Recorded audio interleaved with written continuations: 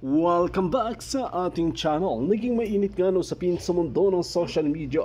Tila nagulantang nga itong sikuting ng norte na ito dahil tuluyan na nagkaluog-gulo sa loob mismo ng Malacanang. Dito nga natin makikita na talagang napatunayan at may mga ebidensya at mga pruweba nga sa kanyang pagkabangag at pagkapulburo. Dito nga natin makikita na talagang hindi na ito papakawalan ng taong bayan, lalo na ang mga mambabatas na talagang hindi nila masikmura ang mga kabalbalan na ginagawa ni Kuting ng Norte at Lisa Smugs at tambaluslos sa bansang Pilipinas. Ngayon nga ay talagang pati nga si Vice President Sara Duterte ay hindi na timpi at hindi niya na talaga matigilan ang mga karumal-dumal na ginagawa sa Malacanang, kaya naman umalis ito sa kanilang grupo at talagang patuloy ang imbestigasyon na gagawin niya sa mga korap na mga opisyalis ng pamahalaan na ito, lalong-lalo na ang mambabatas na sobrang bias. Ngayon nga ay magkakaalaman na kung sino nga ba talaga ang nagsasabi ng katotohanan, kung sino nga ba talaga ang sinungaling sa kanilang dalawa. Kaya ngayon ay kakalid ka rin nga itong si Romualdez at si Kuting ng Norte sa Korte Suprema dahil nga sa naipasa ng mga panibagong ebidensya.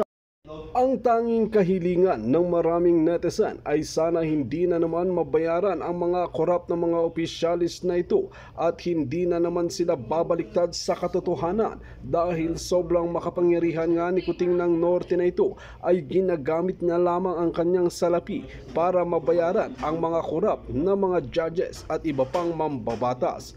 Panoorin nga natin ang buong video.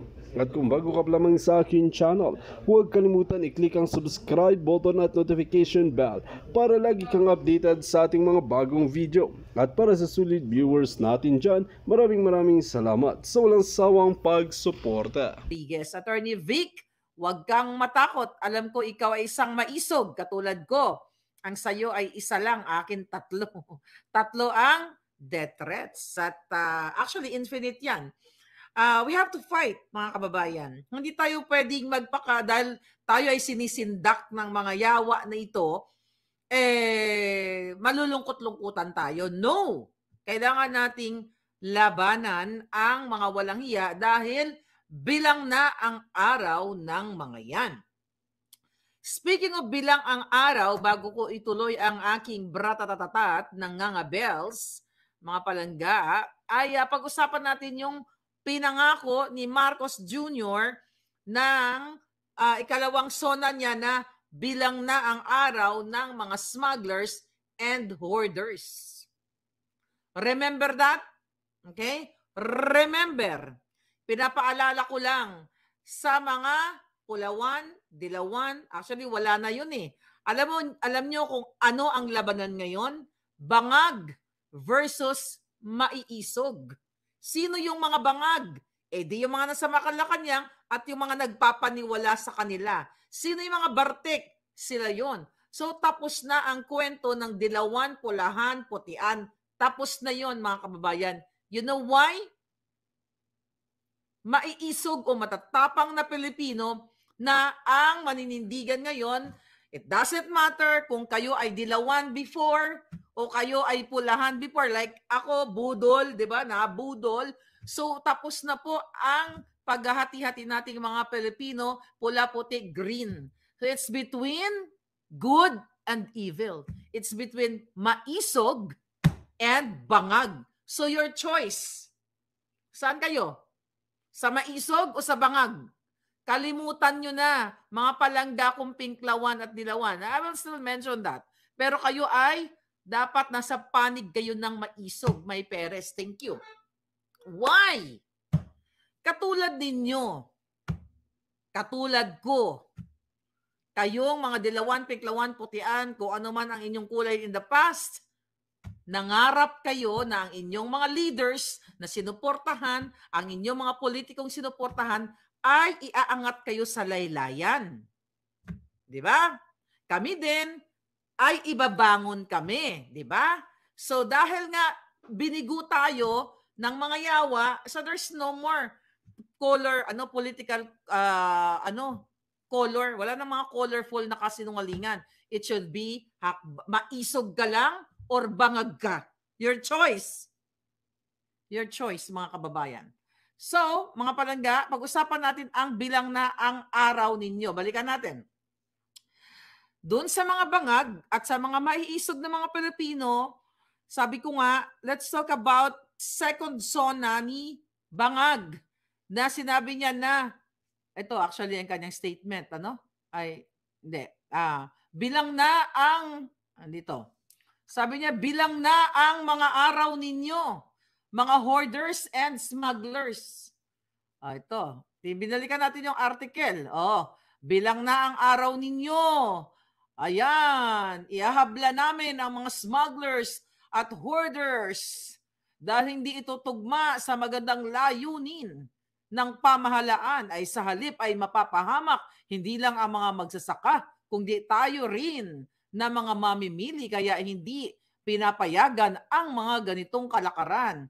Ang mga hoarders at smugglers ang dahilan ng pagtaas ng presyo dahil namamanipula nila ang produktong agrikultural. Okay? Ngayon, mga palangga, balikan natin. Ang sabi ni Marcos Jr., bilang na ang araw ninyo na mga hoarders.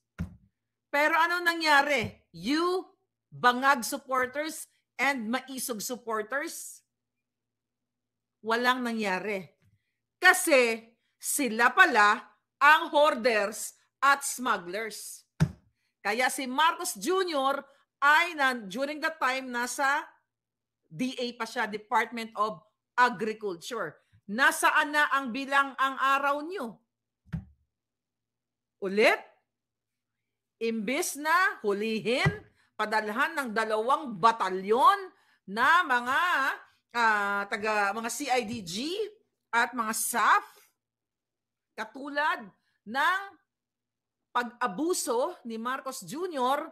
at ni Bartek Lisa sa mga kabataan sa Davao na violate ang kanilang human rights, which is pinangako din ni Marcos Jr. yan na sa kanyang mga zona na protektahan niya ang human rights. Ang nangyari, imbis na magpadala ng batalyon, 2 batalyon kay Michael Ma at ang dyan sa Bureau of Customs kay Rubio at sa mga kasabwat nila, ay again, ini-enjoy nila ang pagnanakaw, ang pagsasmuggle. See? Kaya kung ikaw ay matino, forget about your being pulawan, dilawan, o pinklawan. I'm telling you, right now, you na nakikinig, mamili ka, bangag ka o maisog ka. O matapang, kung ayaw mo ng Bisaya na term, matapang. O ano ba sa Ilocano ang matapang? O sa Kapampangan o sa Bicol? Name it. Kahit anong gusto nyong pangalan, translate na lang. You know, mga kababayan, ang sabi nga ni Kuting, ni Bangag ay puprotekta, sabi binasa ko kanina na ang mga smugglers at hoarders, ito po ang nakakaapekto sa not only sa farmers but sa mga mamamayang Pilipino lahat, whether you're rich or poor, na bumibili ng pagkain. Unless na lang animal ka na hindi ka ang animal kumakain din naman ng pagkain. 'Di ba? Mga baboy ramo kumakain ng mga gulay. Uragon sa Bicol. Ay, akala ko yun, no? Uragon, akala ko dati masamang word yan, Charita Valle. Kasi sa Amon, sa Ilonggo, Ulagon. Bala daw, si Lisa, bala ang iyaputay na kalkal. But anyway, let's talk about sa kanya mga pinangako. Ano pa ang pinangako ni Kuting? Ito mga palangga, binalikan ko ang kanyang, sa dami niyang pinangako, ito lang ang gusto kong ipaalala sa inyo. Unang zona, pinangakuan kayo nang magbibuild siya ng mga ospital. Basahin ko. Para tayo magkaintindihan, mga bangag at mga maisog, babasahin ko yung sinabi niya. Sa pakikipagtulungan ng Kongreso, itatatag natin ang sariling Center for Disease Control and Prevention at ang isang Vaccine Institute. Pak, pinalakpakan ng mga bangag sa Kongreso at Senado. Magtatayo tayo ng dagdag na mga health center facilities. But beyond the issues that the pandemic has brought, the need for a stronger healthcare system is self-evident. Okay? Teka, sulat ko lang itong 90 billion. Makakalimutan ko to. 90 billion sa PhilHealth. Okay? Isingit natin sa usaping ito. But beyond the issues that pandemic has brought, the need for a stronger healthcare system is self-evident. This is persona, ha? We must bring, July ito, we must bring medical services to the people and not wait for them to come to our hospitals and healthcare. Pak, pak, pak na naman ang mga hitad. Napakinggan natin ng husto ang napakinabangan natin ng husto ang malalaking specialty hospitals gaya ng Heart Center, Lung Center, Children's Hospital at National Kidney and Transplant Institute. Kaya maliwanag na hindi puro ganyan ang bangag na yan. Maliwanag na hindi lang dapat dito sa National Capital Region, kundi maging sa ibang parte ng bansa. Pak na naman ang mga julul. Okay? Maliwanag na hindi lamang dapat dito lamang sa National Capital Region, kundi maging sa ibang parte ng bansang kailangan magdagdag ng ganitong uri ng mga paggamutan. Pak na naman ang mga hangag, ang mga baghak. Ay nako. Bukod dito upang mailapit natin ang healthcare system sa taong bayan nang hindi sila kailangan pumunta sa sentro ng kanilang bayan, lalawigan o region, ay maglalagay tayo ng mga clinic, mga RHU na pupuntahan ng mga doktor, nurse, midwife, medtech, mga kaletsyan, 1 beses, 2 beses sa 1 linggo, nang sa gayon, magiging mas madali na may karamdaman na magpapagamot ang hindi na kailangang magbiyahe ng malayo. Pinalakpakan na naman siya. My question to you, fellow maisog.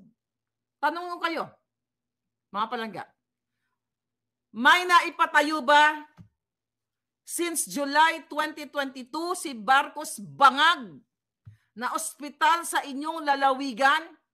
Sagot. Comment kayo dyan. May naipatayo ba? 2 taon na. And to remind you, binigyan niya ng 11.12 billion pesos na budget ang special medical center na yan. Okay? At yung sinasabi niya na isabatas na rin yan noong last year, August 2024, kaya nga inalat niya ng budget na 11 billion pesos, mga palangga. Dahil nga, yung sinabi niya ay na sa batas na yan last year. Okay, anong batas yan? Ito, Republic Act 11959, an act establishing specialty centers in the Department of Health Hospitals in every region and in government-owned or controlled corporation, specialty hospitals, and appropriating funds therefore, Basahin ang batas, kailangan lang natin maintindihan na mayroong batas na pinirmahan niya, then binigyan niya ng 11 billion worth of budget. Nasaan ang ospital? Nasaan? May lung center ba sa Bicol? May heart center ba sa Bisaya? O sa Mindanao, sa Davao, sa North? Nasaan? That's why I'm telling you, this is not about yellow, pink, red, or green. This is about between bangag and maisog or matapang or kadiliman o kaliwanagan. So mamili kayo para mas maganda yung kaliwanagan. Saan kayo? Sa kadiliman o sa kaliwanagan? Wala. And aside from that, 90 billion, okay, yung funds na dinownload nila sa Office of the President sa PhilHealth. Saan napunta yung 90 billion na yan? Kaya nga sabi ko sa inyo, mga kapalangga, mga kababayan, forget about kung kayo dati ay supporter ng dilaw. Kasi nagsama-sama na ang dilaw at pula. Ang naiwan na lang yung mga para sa maisog na ang mga maiisog na para sa bayan na ayaw makipag bang. Let's talk about bang later. Ngayon gusto ko ipaalala to sa inyo kasi nakakalimot ang Pilipino. Mabilis kayong nakalimot kaya kayo ginagamit ng mga ulupong na mga politikong ito. This is not about, sabi ko nga, paulit-ulit ang sinasabi ko sa inyo, hindi po ito ang pag-uusap natin kung sino po ang sinuportahan ninyo in the past. Ang pinapakita natin dito kung ginawa ba ni Marcos Jr. ang mga pinangako niyang mga ospital. Eh di sana, di tuwang-tuwa tayong lahat, whether you're pink or yellow.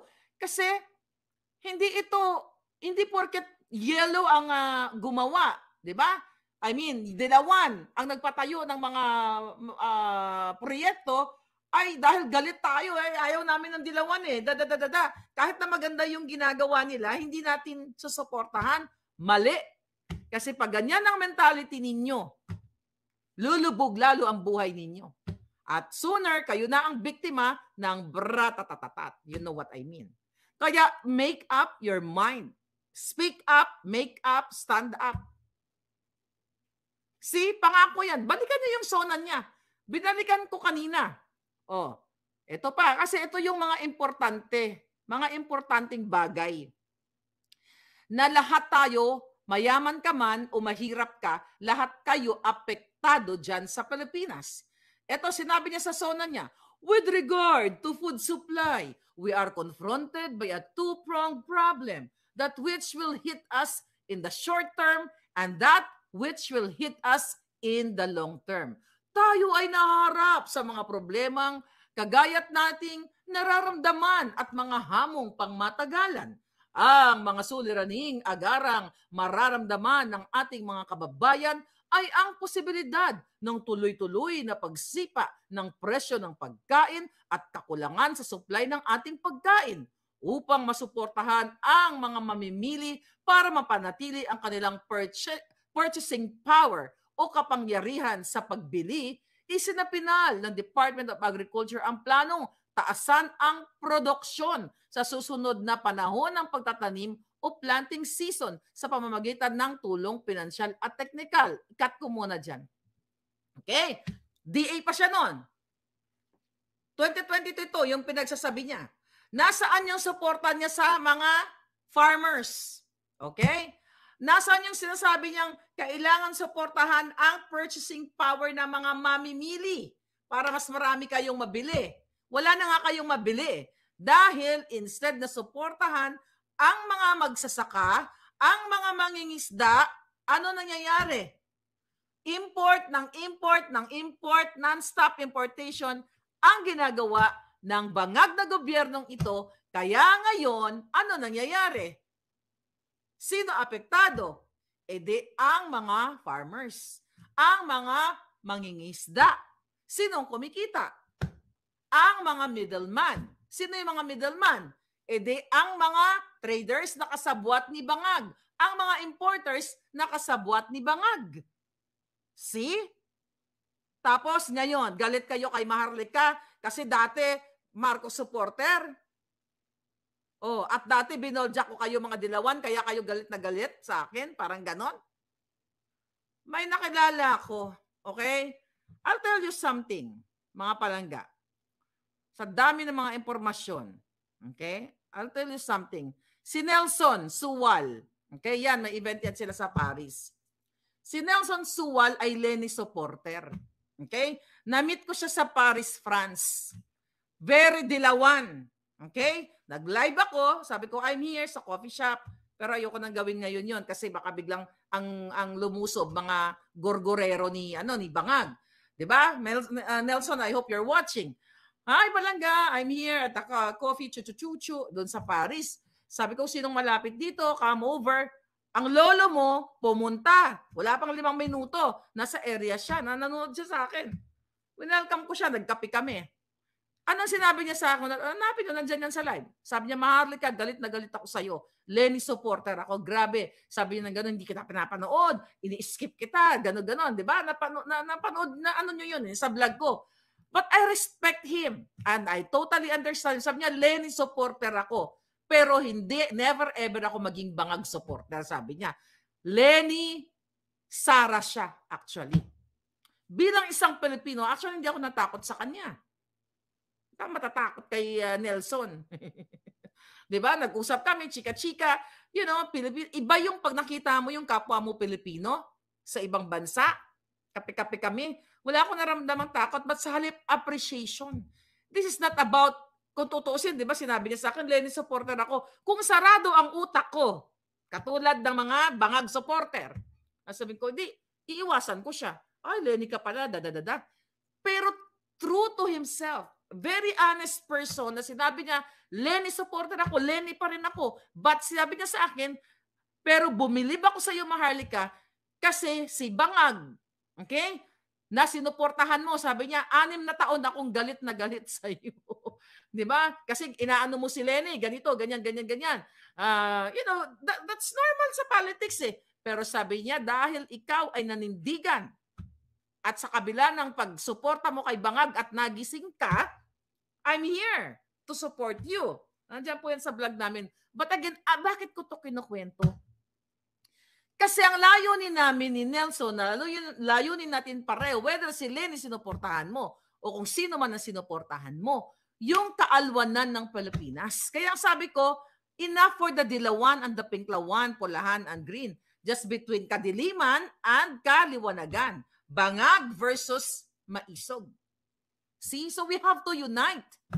Doon sa mga leaders all over the world, you know, na mga gusto nyong sumali sa maisog. Forget about your personal mga galit.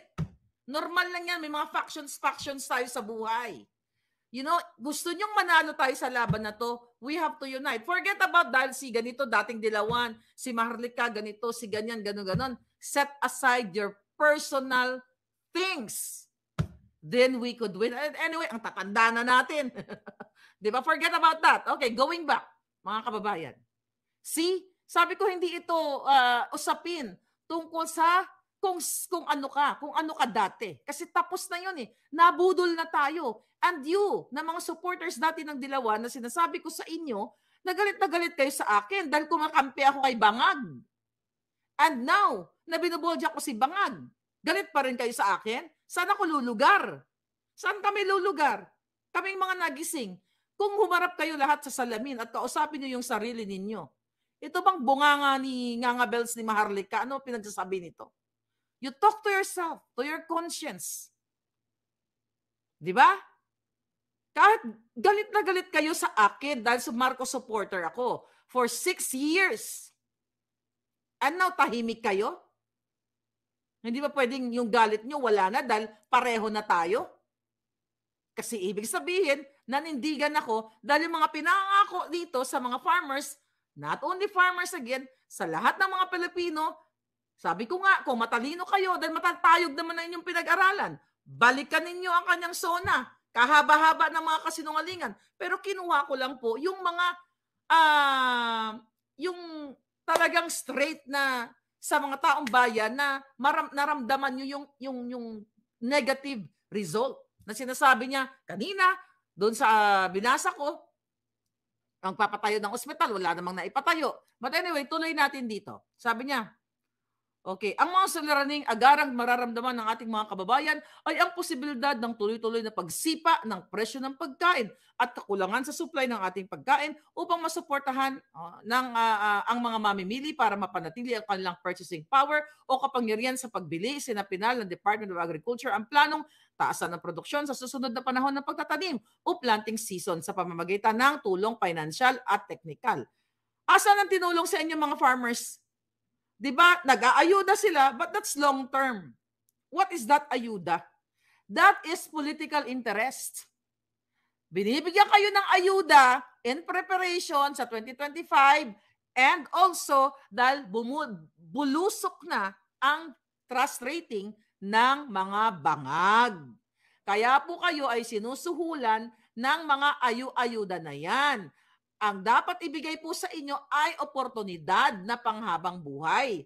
Trabaho, i-improve. Katulad ng sinabi niya, ospital. Kung magkakaroon ng ospital sa inyong bayan, definitely magka-create ng trabaho. Ano yung trabaho? Nurses, doctors, yung mga tambay dyan ngayon na walang trabaho. Mga sa utility, gardeners, you know, mabibigyan kayo ng trabaho. Eh kaso, yung budget, di ba, yung 90 billion na dinownload sa opisina ni Bangag at ni Bartek, sa bulsa lang nila napupunta. kayo, nagalit sa akin, na dating supporter na supporter pa rin ng mga dilawan, okay? Magalit lang kayo. Anyway, kayo naman ang magdurusa eh. Hindi naman ako. 'Di ba? Hindi ako magdurusa. Kung hindi kayo mabibigyan ng mga proyekto ng gobyerno, hindi po ako magdurusa. Kayo. Ano sabi ni Marcos Jr.? Magbibigay tayo ng pautang habang mas mailalapit natin sa sektor ng agrikultura ang hindi gaanong mahal na farm inputs na bilihin ng mga bulto ng gobyerno. Saan? Nilapit ba sa inyo? May magsasaka ba dito? Palangga, may magsasaka ba? Import, import, import. Dahil nga sila ang kumikita, mga kababayan. Ano ba sabi ng bangag dito sa kanyang speech? Sa SONA niya. Kabilang dito ang abono. Pesticidio. Putang na. Tagalog ba yun? Pesticides ito, pesticidio. Tagalog ba yung pesticidio? Makakang tarak ko sa yung ano eh. Sounds like eh. Anyway, ang mga karapat-dapat na ano sabi niya? Mga punla. Oh, yung punla mong wala ng punla. O, bayan ba? Buisit. Feeds, fuel subsidy at ayuda para sa mga karapat-dapat na benepisyaryo para sa pangmatagalang solusyon. Itaas natin ang produksyon ng mga kalakal at produktong pang-agrikultura. Saan? Again, babagsak na naman tayo sa sinasabi niyang bilang na ang araw ng mga smugglers, pero sila ang smugglers. Sila ang sindikato. Sila ang mafia. So kaluoy ka mo. Kaya sabi ko nga sa inyo, kung kayo ay Lenny supporter, na galit sa akin, noon, dapat nga love nyo na ako, di ba? Kasi pareho na tayong anti-Marcos. Hello? Gamitin nyo nga yung mga neurons yung mga hitad. Sabi ni Kuting, para sa matagalang solusyon, itaas natin ang produksyon ng mga kalakal at produktong pang-agrikultura at magawa natin ito. Anong petsa na? Nagawa ba? Pagtitibayin natin ang tinatawag na value chain na nagsisimula sa mga magsasaka hanggang sa mga